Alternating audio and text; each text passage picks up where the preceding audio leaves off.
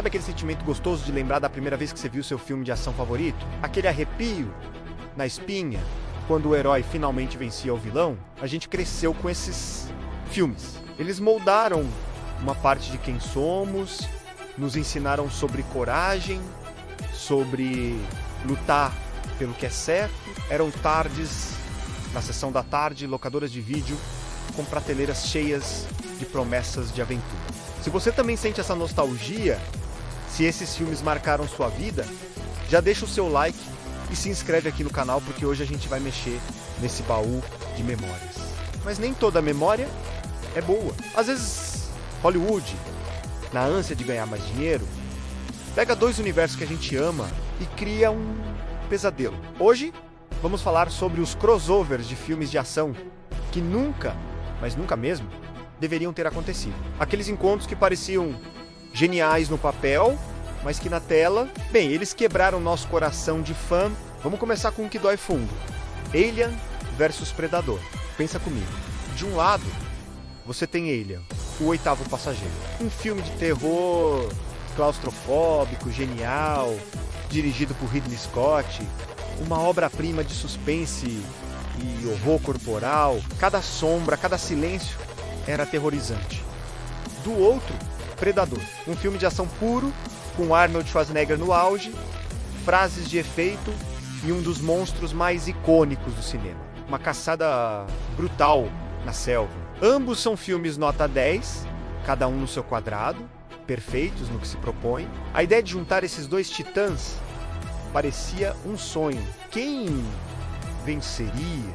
A criatura perfeita? O xenomorfo? Ou o caçador supremo? O predador? Os quadrinhos e os jogos exploraram isso de maneiras incríveis. A gente fantasiava com um filme que tivesse a tensão de Alien e a ação de Predador. Mas o que recebemos? Um filme genérico, com personagens que a gente nem se importa. Uma pirâmide subterrânea na Antártida e uma trama que tira toda a mística de ambas as criaturas. O Alien, que era o terror encarnado, virou um bicho comum, quase um animal de zoológico que escapou da jaula. O Predador, que era esse caçador inteligente e metódico, foi reduzido a um brutamontes que só queria lutar. A atmosfera de terror foi embora.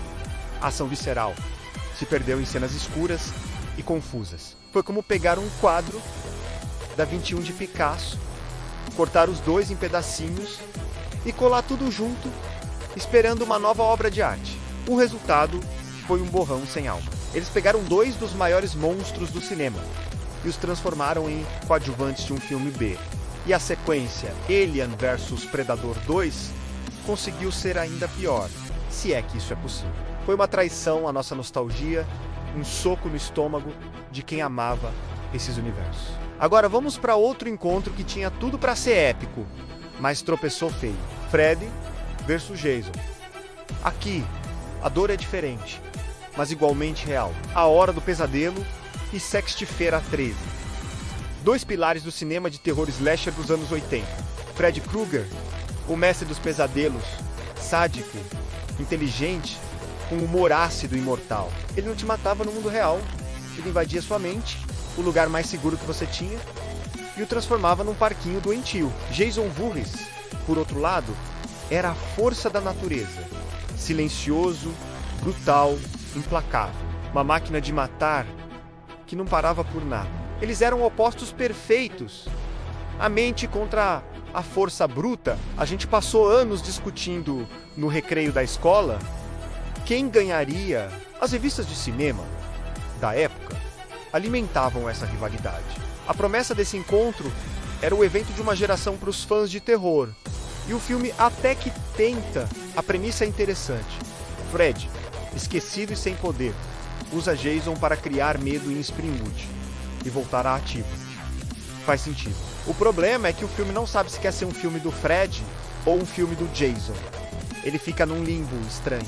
As cenas de pesadelo, que eram o ponto alto dos filmes do Fred, são poucas e sem a criatividade bizarra que a gente amava. As mortes brutais do Jason parecem contidas, sem o impacto dos melhores Sexta-feira 13. O filme se resume a uma longa preparação para a briga final.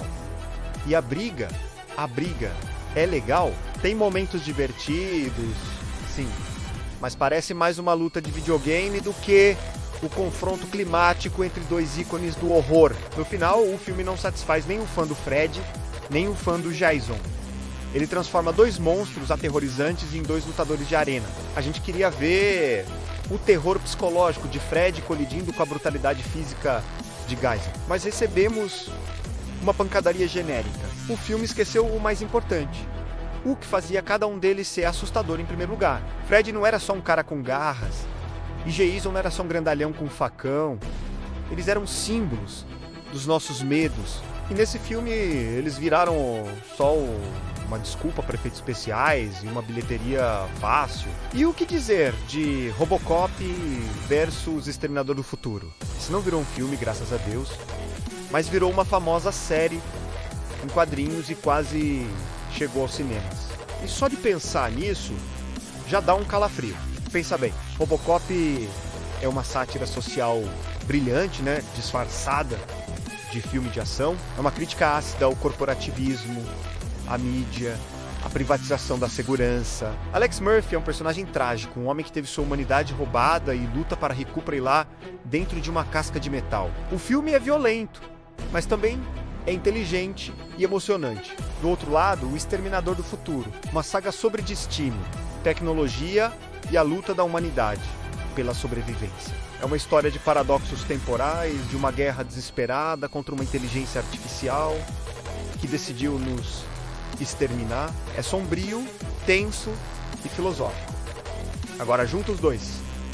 O que você tem? Um Robocop que de repente é a chave para a criação da Skynet, um T-800 que volta no tempo para Detroit. Tira todo o peso de ambas as histórias. A luta pessoal de Murphy para se reconectar com sua humanidade se perde no meio de uma guerra contra robôs do futuro. E a grandiosidade da luta da humanidade contra a Skynet fica diminuída, parecendo só mais um problema localizado em Detroit. Seria um festival de metal contra metal, tiros e explosões que esvaziaria completamente a alma de ambos os personagens. A sátira de Robocop não funciona no universo apocalíptico do Exterminador. E a tensão da viagem no tempo do Exterminador se torna boba no mundo cínico de Robocop. É como misturar água e óleo, eles simplesmente não se encaixam. A gente ama o Robocop pelo que ele representa. A gente ama o Exterminador pelo que ele representa. Juntar os dois seria desrespeitar a essência de cada um. Felizmente, essa bala a gente conseguiu desviar no cinema. Esses crossovers são um lembrete doloroso de que nem tudo que a gente ama precisa se encontrar. Às vezes a magia de uma história está justamente no seu universo único, nas suas próprias regras. Quando tentam forçar o encontro apenas pelo dinheiro, pelo espetáculo vazio, eles não estão homenageando esses personagens. Eles estão desvalorizando, transformando lendas em produtos genéricos. Eles pegam nossa nostalgia, nosso carinho por esses heróis e monstros da nossa infância e adolescência e usam como isca. O resultado final quase nunca faz jus à nossa memória afetiva. Pelo contrário, muitas vezes mancha essa memória. Deixa um gosto amargo.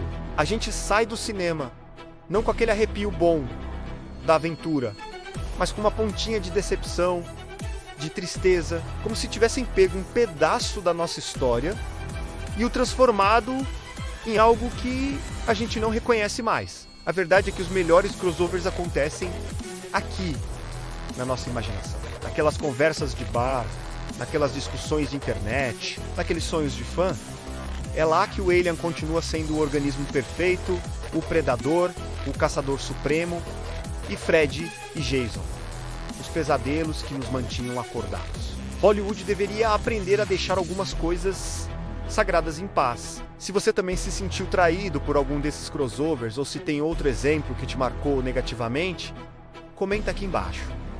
Vamos conversar sobre isso. E se você curtiu essa viagem nostálgica, mesmo com as decepções pelo caminho, não esquece de se inscrever no canal e ativar o sininho. Assim você não perde nossos próximos mergulhos no baú do cinema de ação. Obrigado por assistir e até a próxima.